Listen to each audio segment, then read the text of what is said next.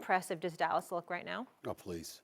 This is a wasted question. These are producers that came up with it. It's a waste of my damn time. The Dallas Cowboys, as far as I'm concerned, haven't played in a couple of weeks. I mean, they played the Giants, who were horrific. If Okay, they're not be nice. going up We against, just won. Let us have our day. Well, listen, you asked the question. You brought it on yourself. The fact of the matter is that Tommy DeVito, Danny DeVito was the quarterback. I mean, they put I'm in talking work about the yesterday. team that showed up against the Dallas Cowboys, okay? Right. The fact of the matter is they were an absolute embarrassment. We were wondering whether or not they were even an NFL team. And then yesterday, don't get me started, rookie quarterback, no offensive line, and a coach in Frank Reich clearly took the wrong job. He didn't need to be there, okay? The Carolina Panthers are just horrible. We all know this. The Dallas Cowboys haven't had a real game in about 2-3 weeks, okay? So as far as I'm concerned, they're the only team in the league, in the National Football League. I'm just looking at their schedule right now, Dan, just to make sure, okay?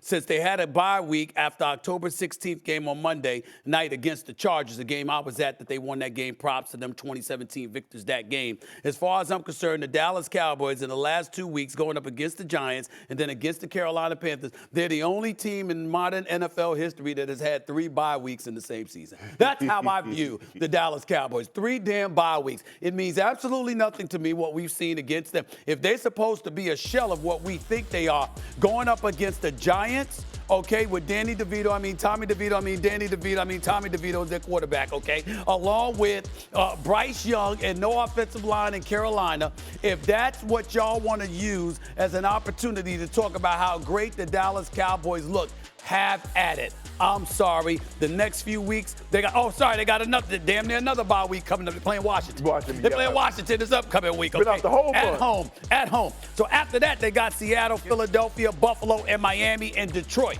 Okay, call me then. But as far as I'm concerned, next week is going to mark the 4th week they had a bye week in the same damn season. Okay? That's how I view the Dallas Cowboys, and that's all I have to say about them. Look, they still haven't fixed their red zone issues, Dio. They were still 2 or 4 in the red zone yesterday, and they took advantage of a very undisciplined team. They only had to go 39 and 35 yards, and they got spotted by 30 yards and 25 yards of penalties. So, look, I think the thing is that when you're a team like the Cowboys, you just go ahead and do what you're supposed to do. If you're better than a team, you go ahead and stomp them out, and you leave, and you get on the plane, you get on your bus, go back to the airport, get on the plane, and you fly home and say, whoo, got that one over, got a short turnaround. We playing again on Thanksgiving, get ready to beat the you-know-what out of the Commanders, and, hey, let's get ready to gear up for this last stretch run. But I don't take anything more out of it than that. The Cowboys were a much better team than the Carolina Panthers, and they showed it yesterday. Carolina still has a ways to go. Dan? I didn't even think the Cowboys played good yesterday. You know, like the Cowboys are a good team, really good football team. Yes. This game was 17-10 in the 4th quarter, like 10 minutes to go. Shannon, to your point, 4 drives for the Cowboys were kept alive by Carolina penalties. That's the truth, Cowboys fans. That's not made up, okay? But they won, so give them the credit. To Shannon's point, I think one of my big takeaways, I have 2. 1, Dak played really good from pocket movement. 2, they still have to be concerned or at least paying attention to their run defense. Carolina gashed them a little bit in the run. Now, it was skewed because the pass rush was so dominant in pass situations. Obviously, the Deron Bland pick 6. Deron Bland should be in the conversation for Defensive Player of the Year. Sure. But if we're talking about this football team in the context of Philadelphia and San Francisco, I'm watching Carolina, who's not a good offensive line, gash them in the run game. And we can sit here and say all we want about, well, pass rush, it's awesome. I know all that. I'm not telling. But Philadelphia, if I'm Philadelphia, I'm going, okay. When it matters the most, you're going to get a heavy dose of the run. Or if I'm San Francisco, you're going to get a heavy dose of the run. This team plays. And Stephen A., to your point, that's why I sit here and say, talk to me when their Final Four happens. Their Final Four, Molly and I know something about the Final Four because we went to UConn and we win national championships at UConn when it comes to you see them beat Indiana yesterday? But, like, their Final Four is Molly, they whooped up on Indiana yesterday, right? Yeah, Madison Square Garden, yeah. Mm-hmm. Nobody cares about what's going on in Storrs, Connecticut until March. Okay. Well, we're national champions. We can see that you care about that you go to Final Fours and stuff like that. I'm just saying, you matter in March. You didn't play thinking basketball about you until then. Shannon. Yes. Do you know that? Could have, though, Shannon. I won a bet against Stephen A. And I said UConn's going to win the national championship just for a pair of shoes. This was back in March. We did a bracket challenge. He still hasn't gotten in the it shoes? this year. Yeah. I won the bracket.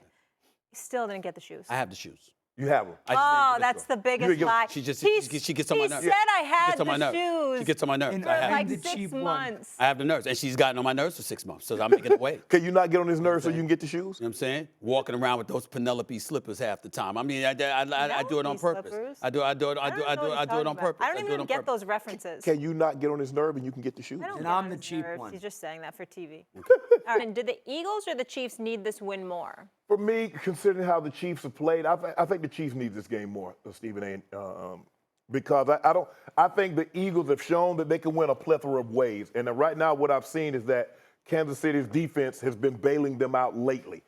Their offense need to get on track. And this is a great game to get on track with because I think the Eagles secondary, that back end can be had. I'm expecting Patrick Mahomes to have a big day throwing the football and right some of the wrongs that have transpired over the last 3 to 4 weeks. And so I just think they need this game more to get that taste that, look, we're the Kansas City Chiefs. We know what this offense can be. We know what this offense represents. I just think the Eagles have kind of been in cruise control. If they lose this game, they still have a commanding lead in the NFC. Not a commanding lead. They still be the number 1 seed. But I just think Kansas City, given the way they played over the last several weeks, Stephen A., I just think they need this game more than the Eagles do. I don't feel that way. I think that they're the reigning defending Super Bowl champions. I think that when you have leadership like Andy Reid, who's 21-3 after a bye week, and you're the Super Bowl champions, and you still have Patrick Mahomes, your offense ain't what it was accustomed. You're only averaging 23 points a game, which is the lowest in the Patrick Mahomes era. But you just have this feeling they'll get it going. You got to have receivers that's going to catch the damn ball, no question about it. But you've got 2 tight ends, obviously led by Kelsey, that you can throw the football to. You can run the football with Pacheco. You've got the play calling of Andy Reid, and you're the reigning defending Super Bowl champions. I think that goes a long way. To me, it's about the Eagles. I'm looking at Jalen Hurts, and obviously passing the football, he's been exceptional. Even with a banged-up knee, completes 75% of his passes, 8 touchdowns, just 1 interception during the 3-game winning streak. But here's the problem. Running the football, he hasn't been nearly as effective since the Jets game. 63 yards and 25 carries, just 2.4 yards per carry, coming off a bye week. You're in the situation right now. Okay, are you going to get healthy? What are we going to see from Jalen Hurts? The other thing that I would tell you to watch out for, you're talking about the Eagles, 29th ranked pass defense going up against Patrick Mahomes, allowing 19 touchdowns this year. Let's see what you do against an elite quarterback like Patrick Mahomes when you've been struggling to defend against the pass, particularly surrendering those TDs. And then on the defensive side, on the offensive side of the ball with the Philadelphia Eagles, you know what? We're looking at A.J. Brown as an MVP candidate. We know Devontae Smith is no joke, but particularly without the services of Dallas Goedert, who's recovering, obviously good. Try to extend his arm and got that bad boy yanked, and he's a bit hurt right now. I'm looking at McDuffie and Snead. Look at this stat. They've allowed a combined 1 TD pass on 85 targets this season. That's what Kansas City's defense has done with Snead and McDuffie. Now let's see what you're going to do if you A.J. Brown and you're Devontae Smith, particularly without Dallas Goedert against them. I think those question marks, Kansas City is looking at themselves and they're like, our defense has never been this good in the Patrick Mahomes era. And we still got P-Mac. So if we still got P-Mac and we still got Kelsey and we still got Andy Reid and we've got an improved defense, no matter what happens, there's something about them that says we gonna be all right. The Philadelphia Eagles, they don't have the luxury of being able to think like that. And that's where I'm coming from with that, Dan. Yeah, I totally disagree on all that, Stephen A. Like, I understand where you're coming from. I think this starts at number 1. Patrick Mahomes has never played a road playoff game, ever. And so this game is going to have an impact on that. We know Baltimore is going to be in that conversation here near the end, and certainly Miami. And now that Baltimore's got 2 teams in their division with backup quarterbacks, and the other team is the Steelers, I don't know if Baltimore is going to have a tough stretch here. So starting with the reality of home playoff game is a huge part of this. Number 2, Patrick Mahomes and Andy Reid have never lost coming out of the bye. So we know that this is a different Chiefs team. And Stephen A., the word that you use that makes me feel completely different about this situation is feeling. Because you said, well, we have the feeling that they'll be okay in the end, even though like the past game isn't what it has been, whatnot. Could you imagine coming out of this game, Philadelphia wins, now the home playoff game is in question. Now the 5-0 off of the bye, that's a different Chiefs team with Patrick Mahomes and Andy Reid. And if this pass game can't get going against this secondary in Philadelphia that Shannon's point has struggled, now the feeling changes for me. Now it becomes a little bit more realistic to sit there and say, is that the team in the AFC that everyone's got to go to? Is it really? Because Baltimore is going to be there, and Miami is going to be there, and Jacksonville is going to be there. And I think just Shannon kind of made the point of like, it looks differently and feels different. They're still awesome. But if they can't write some of those, I guess, doubts or question marks, then we start to look at Kansas City differently. Yeah, I get you. And I get your point, you and Shannon. But let me throw this at both of y'all. It's about the level of competition, how aligned you are with them. We know what the Chiefs are. Other people are chasing them, even though at times Miami has looked better, Baltimore looks better, Jacksonville's on a come up until they got boat raced, as Sergeant Friday would say, by the San Francisco 49ers over a week ago. We see all of that, right? But it's still Kansas City.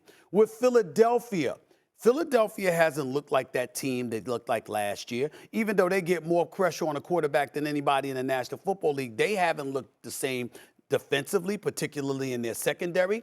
Offensively, because of Jalen Hurts' inability to run with the football the way that he once could, because obviously his knee is bothering him. And then, Dan, you yourself have said, and Shannon, you yourself have said, we've pointed to San Francisco on what they're bringing to the table. We can't ignore what we're seeing from the Detroit Lions. And, of course, Dallas is not somebody to be ignored in all seriousness. So what I'm saying is that everybody's chasing. It's nothing new for the Kansas City Chiefs. Okay, they're the target.